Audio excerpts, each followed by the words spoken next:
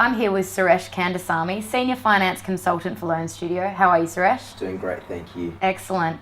Tell us about your career to date.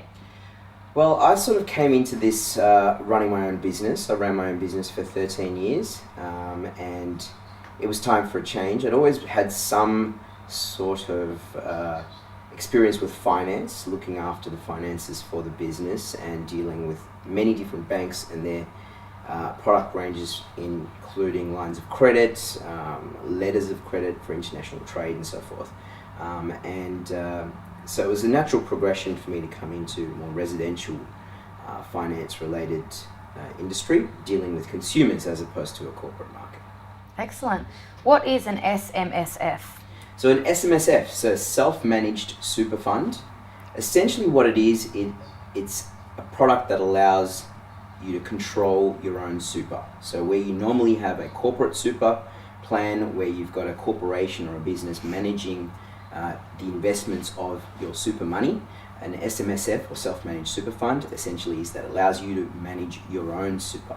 Now that doesn't mean you own it, you are trustees of that super business entity and allows you to control where the money is actually spent in terms of investment. Right. How does it work in relation to property and lending? Well, property is one area of investment, and obviously it's important that someone interested in an SMSF seek the proper financial advice, and that's where you would link in with a financial planner and an accountant to get the right advice to make sure that property developing or property investing is certainly something that they can do or is something that's best suited to them. But in relation to property, an SMSF can purchase property within its investment scope, and it's obviously a great way, given the growth in property and values in property, to grow wealth within a self-managed super fund. Great. What is the broker's involvement in SMSF? So like a broker or a finance manager would manage the process of application between a lender and a normal client, so buying a standard property, residential property or commercial property, a broker would the same way get involved to facilitate the application with the lender of choice when the SMSF is looking to purchase a property, whether it be residential or commercial. Right. Can anyone do it? That is a really good question, and it's important that they seek the right financial advice through their financial planner and accountant. But essentially with the right preparation, yes, anyone can do it. And exactly what's required can be determined and explained in a little bit more process once they speak to their financial planner and a good mortgage broker. Sure. How much super would you say that they need? We have certainly assisted clients with a combined super of $150,000 or more, and that depends on the type of property that they're looking at purchasing. So that really does open the door to a lot of people that perhaps didn't think that they were able to do that kind of investing or control their own super. So certainly there are a lot of people out there that can do it that don't know they can do it. Sure. What's the process? The process is actually not that complicated, as long as they've got some good people, a team of people working together. So you need a good mortgage broker, a good financial planner, and a good accountant. And through those connections, they can essentially facilitate the whole process.